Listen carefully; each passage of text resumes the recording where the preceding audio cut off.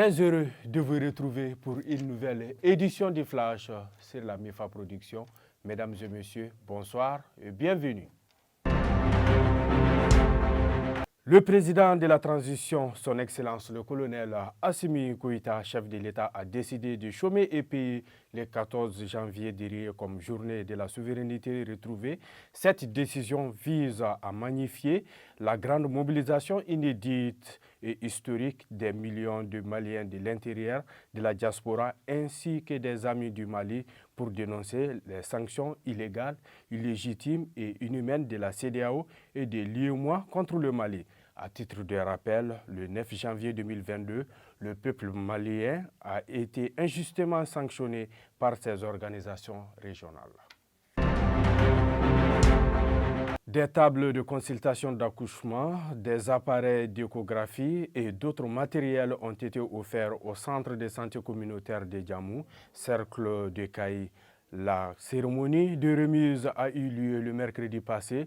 Le geste est de la société d'exploitation de mines d'or de Sadiola. Il s'inscrit selon les responsables de la société dans le cadre de son plan de développement pour accompagner les populations. À Koro, des déplacés ont bénéficié de vivres offerts par le programme alimentaire mondial à travers World Vision d'une valeur de plus de 22 millions de francs CFA. Ces vivres ont été distribués à 500 ménages. Dans la nuit du 12 au 13 janvier, des présumés terroristes ont attaqué le poste ferroviaire de Samako situé à 16 km de Bamako. Bilan positif, aucune perte en vie humaine n'a été rapportée. 3 motos ont été emportées par les assaillants. 2 minibus en partance pour Ansonko ont été victimes d'un braquage des hommes armés non identifiés à moto.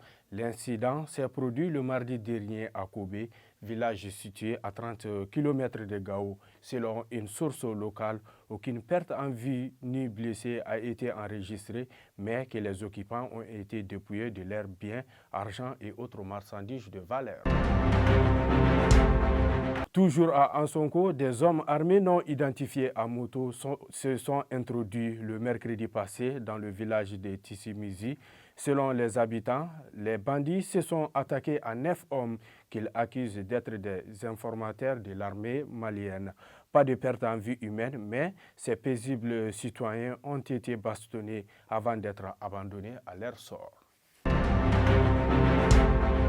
Une grande opération d'assainissement s'est tenue le jeudi dernier dans toutes les écoles du cercle de Yorosso. L'activité entre dans le cadre de la célébration de la Journée nationale de la souveraineté retrouvée qui s'est déroulée hier samedi 14 janvier 2023. Selon les responsables des écoles, des leçons modèles sur la citoyenneté et patriotisme ont été dispensées le vendredi dernier dans toutes les écoles fondamentales et secondaires pour rappeler aux enfants le sens de l'amour de la patrie.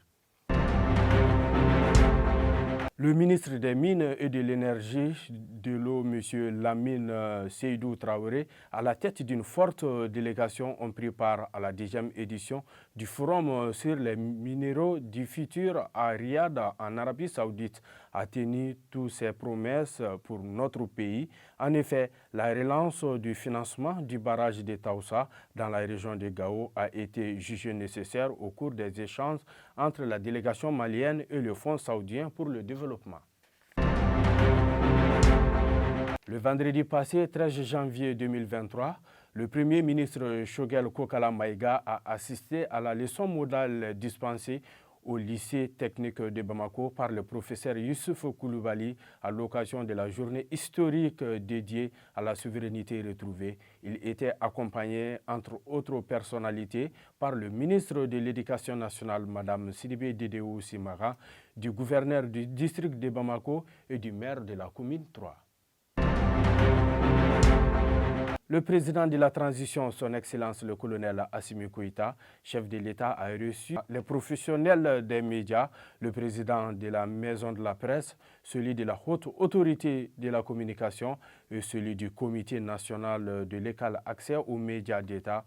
ont présenté le jeudi passé leur vœu de nouvel an au président Assimi Goïta. La cérémonie s'est déroulée dans la salle banquet de Koulouba en présence du Premier ministre, du président du Conseil national de la transition ainsi que des membres du gouvernement.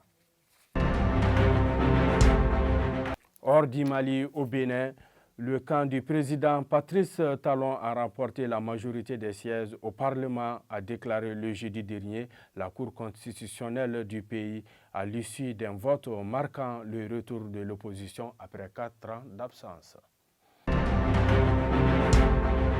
En RDC, les rebelles du M23 se sont convenus de poursuivre leur retrait ordonné du territoire conquis dans l'est de la RDC. La déclaration a été faite le jeudi passé par l'ancien président du Kenya, Uhuru Kenyatta, médiateur de ce conflit et représentant du groupe des 5 pays d'Afrique de l'Est. Un mot de sport, championnat national du Mali foot féminin. Voici les résultats de la 5e journée. La Super Lyon a été battue par l'AS Real 2-1. L'AS Mandé et l'USFAS se sont neutralisés 1 but partout. L'AS Momo a été battue par Santoro IFC 2-1. AS Souroubaba a été malmené par l'Amazon Commune 5 sur le score de 7-2. Les Tigresses de Kaï sont tombés devant l'AS Police sur le score de 5-0. Badian FC a été battu par l'Entente par le score de 4-0.